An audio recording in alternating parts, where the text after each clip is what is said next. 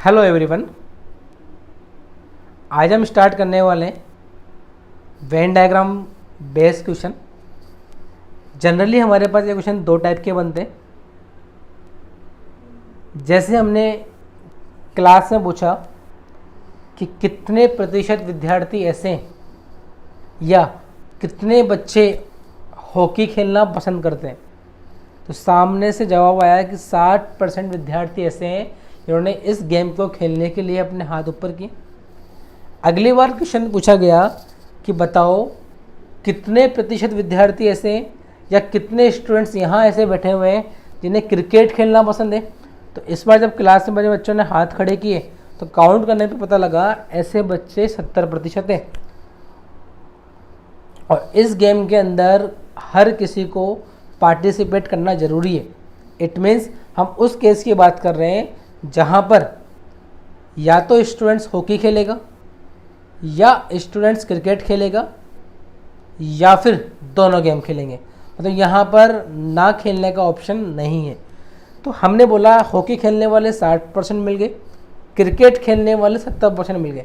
जब इन दोनों को ऐड किया गया तो पता लगा क्लास के अंदर बच्चों की संख्या 130% आ रही है, जबकि परसेंटेज के अंदर तो मान 100% होता है कि पूरा मान 100% है। तो ये 130% आने का मतलब क्या हुआ कि हमारे पास 30% बच्चे ज़्यादा आ रहे हैं। और 30% बच्चे ज़्यादा इसलिए आ रहे हैं क्योंकि 30% बच्चे ऐसे होंगे जिन्होंने हाथ यहाँ पर भी खड़ा किया होगा, हाथ यहाँ पर भी खड़ा किया होगा, जिनकी काउंटिंग हमने 2 बार कर ली है। मतलब ऐसा कह सकते हैं कि वो जो 30% एक्स्ट्रा है वो दिखाता है हमें उन दोनों पार्ट को कि 30% बच्चे दोनों गेम खेलते हैं कॉमन वाले पार्ट को। तो जब भी हमें जोड़ने पर मान 100 से ऊपर मिलेगा वो वाला पार्ट हमेशा उनके कॉमन पार्ट को दिखाएगा। अब देखो हमसे क्वेश्चन जो पूछता है एग्जामिनर, वो क्या पूछ सकता है कि बताओ ऐसे कितने स्टूडेंट्स हैं जो केवल हॉकी खेलते हैं। मैंने बोला हॉकी खेलने वाले हमारे पास 30% स्टूडेंट्स आ रहे हैं। लेकिन अगर हम बात करें केवल हॉकी की, तो केवल हॉकी का मतलब है जो क्रिकेट बिल्कुल भी नहीं खेलते हैं। हमारे पास हॉकी खेलने वाले 60% है, लेकिन इसमें 30% स्टूडेंट्स कॉमन भी हैं जो क्रिकेट भी खेलते हैं।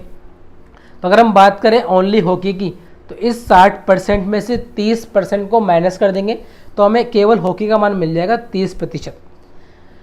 अगर ये पूछा जाए केवल क्रिकेट कितने लोग खेलते हैं, तो क्रिकेट खेलने वाले 70%, लेकिन कॉमन आ रहे हैं 30%। तो जब इसको माइनस करेंगे तो ये डेटा मिल जाएगा आपको केवल क्रिकेट खेलने वालों का। देखो इसको हम वेन डायग्राम के थ्रू भी समझ सकते हैं। हमने बोला हमारे पास ये 2 मान है, एक हॉकी का और एक क्रिकेट का। इन दोनों का कंबाइंड जो मान मिलेगा वो 100% आना चाहिए। हमने बोला हॉकी वाले 60%, यानी कि 60 आ रहा है पूरा का पूरा पार्ट। ये वाला मान 70%, जोड़ने पर आ रहा है 130, तो ये एक्स्ट्रा आ रहा है 30%। ये पार्ट आ रहा है आपका ये वाला पार्ट जो इनके बीच कॉमन है। अगर ये पूछा जाए केवल हॉकी कितने लोग खेलते हैं, तो केवल हॉकी का मतलब है आपके पास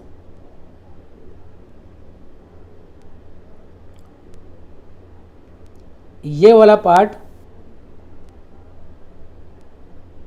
जो कि ओवरलैप नहीं हो रहा है। तो केवल हॉकी की जब बात करेंगे तो इस वाले पार्ट को निकालना है आपको। आप देखो ये बीच वाला पार्ट आपका 30% है, हॉकी वाला पार्ट कुल मिला के 60 है, तो ये बचा हुआ पार्ट होगा हम ऐसा बोल सकते हैं कितना मिल जाएगा आपको 30। ऐसे हम क्रिकेट की बात करें, ये 70 है, कॉमन 30 है, तो ये मिल जाएगा आपको 40। चलिए तो हम तो डायरेक्टली ये बोलेंगे जब भी हमारे पास ऐसा क्वेश्चन आएगा उन दोनों को ऐड कर देंगे, जितना एक्स्ट्रा आ रहा है वो पार्ट दिखाएगा कॉमन पार्ट।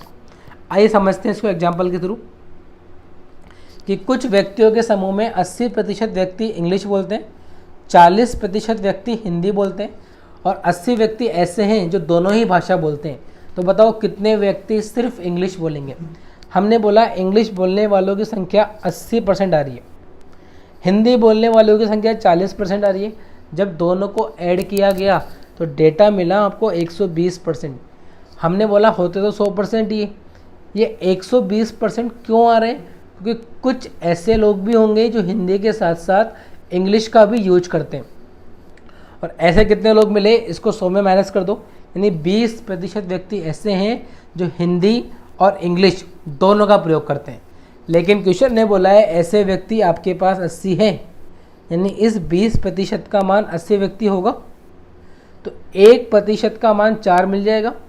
अगर मैं पूछा जाए बताओ क्लास में या कुल कितने व्यक्ति हैं, तो कुल व्यक्ति होते हैं 100%। अगर 1% का मान 4 है तो 100 का मान आप 400 बोल सकते हैं।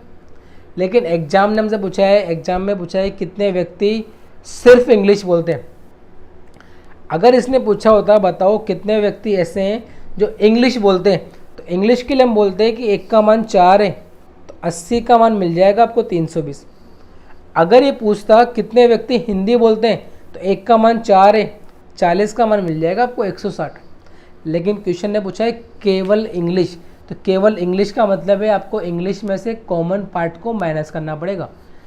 इंग्लिश है हमारे पास 80%, कॉमन पार्ट है हमारे पास 20%।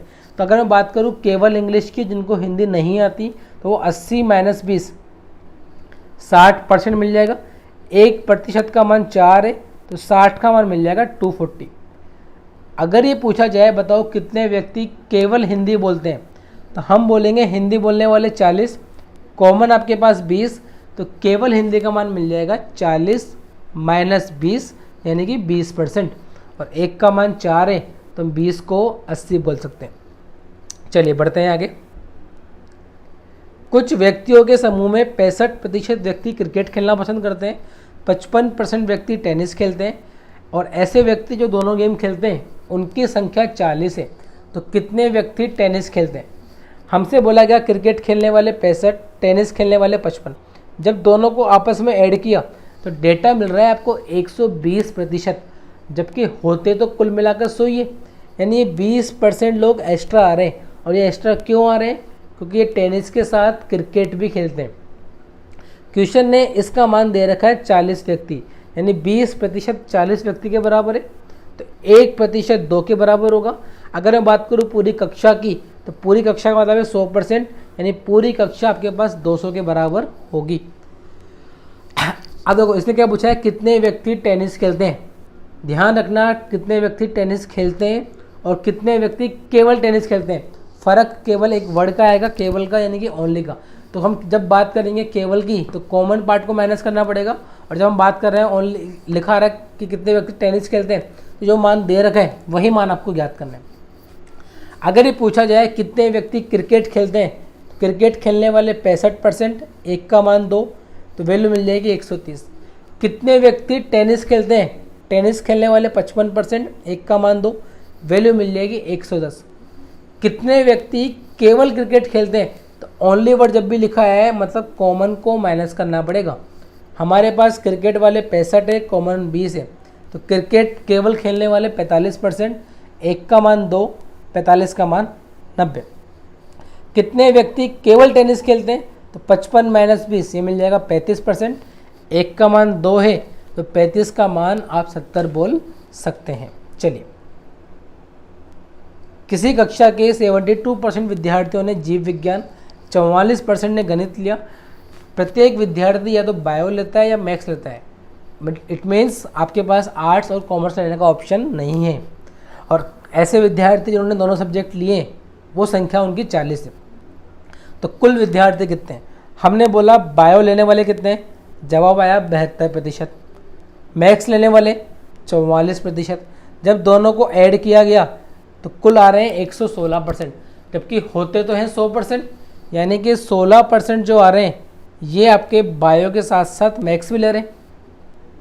क्वेश्चन ने बोला है ऐसे विद्यार्थी 40 है, हमने बोला परसेंटेज में 16 है, यानी 16% 40 के इक्वल होगा। 1% निकालना है तो 40 में 16 का भाग दे देंगे, तो वैल्यू मिल जाएगी आपको 2.5। पूछा है कुल कितने विद्यार्थी है, तो 100 से मल्टीप्लाई कर देंगे। चलिए, एक छात्रावास में 600 लड़के हैं, या तो प्रत्येक हॉकी खेलेंगे या फुटबॉल खेलेंगे या दोनों गेम खेलेंगे। 75% लड़के हॉकी खेलते हैं, 45% लड़के फुटबॉल खेलते हैं। तो कितने स्टूडेंट ऐसे हैं जो दोनों गेम खेलते हैं? हमने बोला हॉकी खेलने वाले 75%, फुटबॉल खेलने वाले 45%। जब दोनों को ऐड किया गया तो वैल्यू निकल कर आई 120%, जबकि होते तो 100% है। यानी 20% विद्यार्थी ऐसे हैं जो हॉकी के साथ साथ फुटबॉल भी खेलते हैं। क्वेश्चन ने हमको बोला है कुल मिला के 600 लड़के, उसमें से 20% दोनों गेम खेलते हैं। मैंने बोला इस बार हमें जो डेटा दे रखा है वो कुल लड़कों का दे रखा है 600 लड़के। कुल हम कितने मानते हैं 100%, यानी 100 का मान 600, 1 का मान 6, तो 20 का मान निकालना है तो 20 × 6 आपको मिल जाएगा 120। या आप डायरेक्टली भी 600 का 20% निकाल सकते हैं, ये आपको आ जाएगा। चलिए बढ़ते हैं आगे। कुछ व्यक्तियों के समूह में 40% व्यक्ति क्रिकेट खेलते हैं, 70% व्यक्ति फुटबॉल खेलते हैं, और हमें जो डेटा इस बार दिया गया है वो दिया गया है केवल क्रिकेट खेलने वालों का मान 90, जो केवल यानी ओनली क्रिकेट खेलते हैं उसकी संख्या दे रखी है आपको 90। देखिए इस तरह के क्वेश्चन में हमारे पास 2 डेटा मिलते हैं परसेंटेज के और एक संख्या आती है नंबर्स में।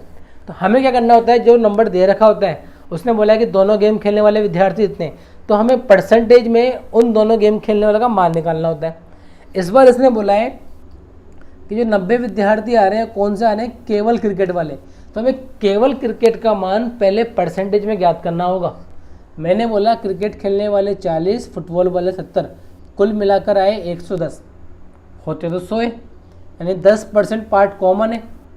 अगर मैं बात करूँ केवल क्रिकेट की, अगर इसने क्रिकेट बोला होता तो हम 40 को लेते, इसने बोला है केवल क्रिकेट, तो केवल क्रिकेट के लिए इस 40 में से इस 10 को माइनस कर दो आप, तो केवल क्रिकेट मिला 30%, जिसका कि मान क्वेश्चन ने 90 दे रखा है। अगर 30 का मान 90 है तो 1 का मान 3 होगा, तो कुल व्यक्ति 100 होते हैं, यानी 300 मिल जाएंगे। चलिए अब बात करते हैं इसी के अंदर सेकंड टाइप की। यहाँ पर तो हमारे पास व्यक्ति या तो गेम खेल रहा था हॉकी वाला या फुटबॉल वाला या दोनों गेम, लेकिन टाइप 2 के अंदर कुछ ऐसे स्टूडेंट्स भी होंगे जो इसको पार्टिसिपेट नहीं करेंगे। मतलब यहाँ पे हमारे पास कुल मिला के 4 कंडीशन बनेगी। जैसे हमने एग्जाम्पल लिया पास फेल का, कि हमारे पास 2 सब्जेक्ट है मैथमेटिक्स और इंग्लिश, तो कुल मिला के 4 केस बन सकते हैं। पहला केस क्या कि एक स्टूडेंट ऐसा होगा जो दोनों में पास होगा, मैथ्स में भी पास, इंग्लिश के अंदर भी पास। कुछ स्टूडेंट ऐसे होंगे जो केवल मैथ्स में पास होंगे, इंग्लिश में फेल होंगे। कुछ स्टूडेंट ऐसे होंगे जो मैथ्स में फेल होंगे, इंग्लिश में पास होंगे। और कुछ नालायक स्टूडेंट ऐसे भी होंगे जो दोनों में फेल होंगे।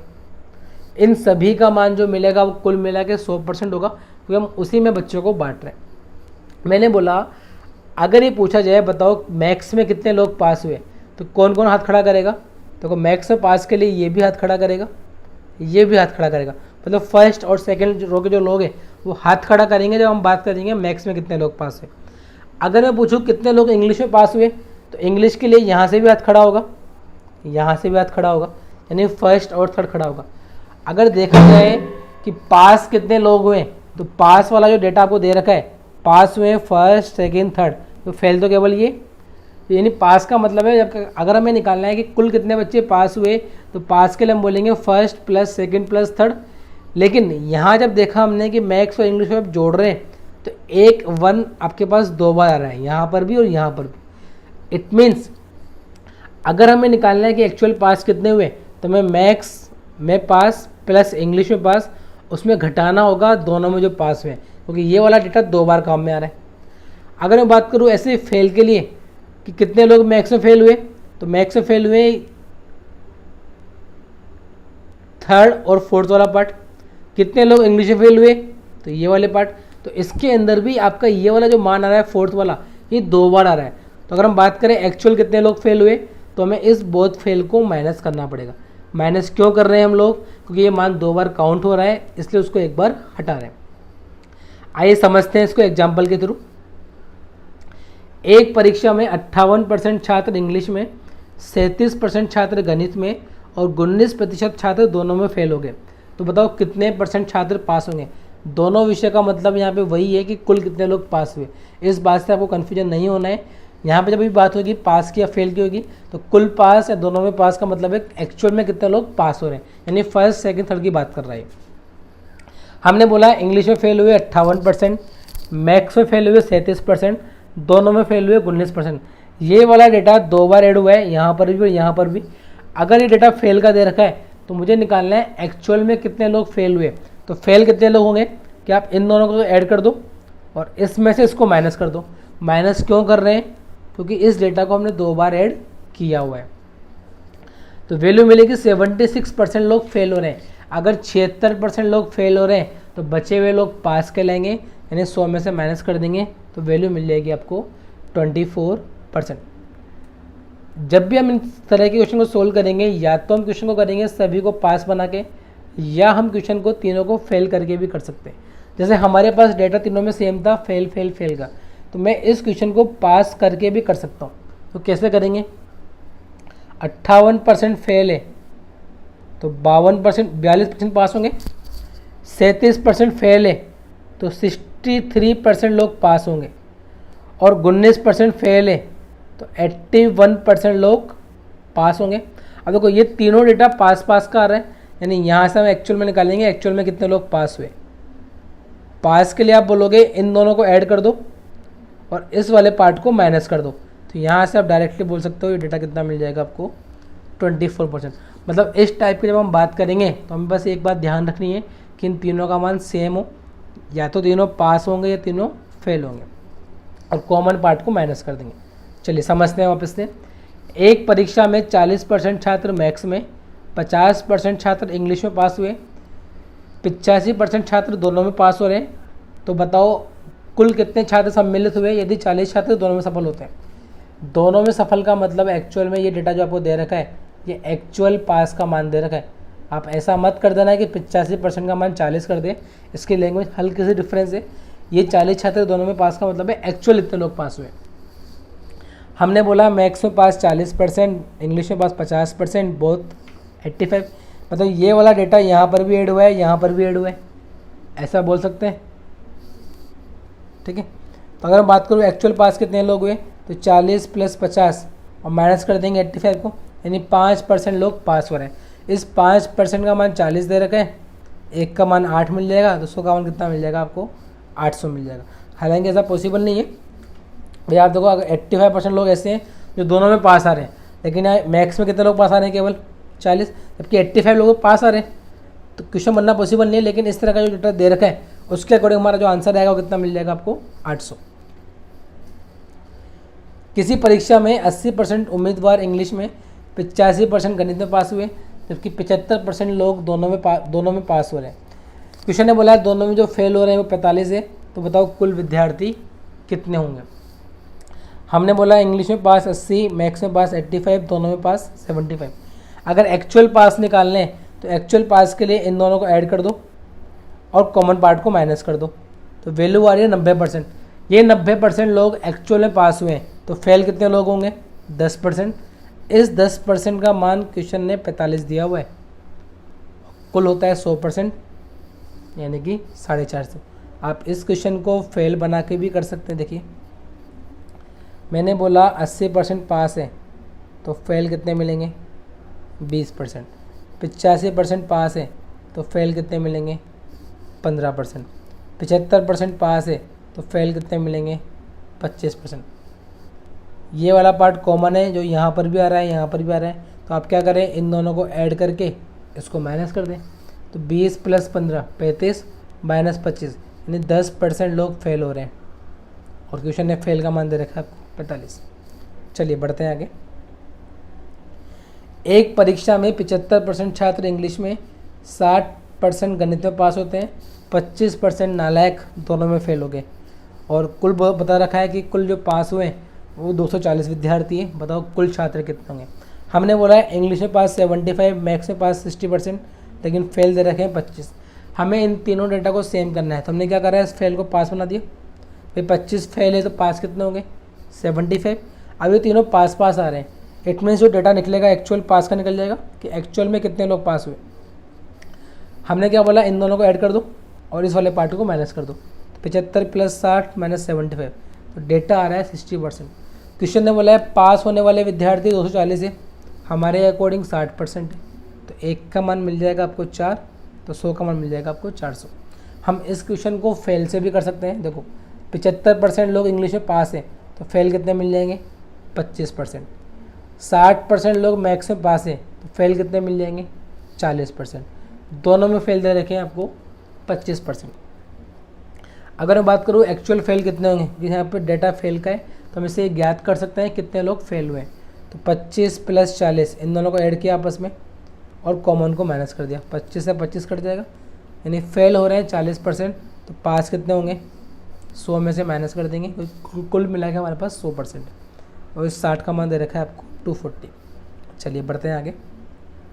क्वेश्चन ने बोला है मैथ्स में 45% लोग फेल होते हैं, इंग्लिश में 35% लोग फेल होते हैं और दोनों में 90% लोग पास होते हैं। और जो एक्चुअल पास है उसका मान दे रखा है आपको 90 विद्यार्थी। क्या इतने विद्यार्थी एक्चुअल में पास हुए?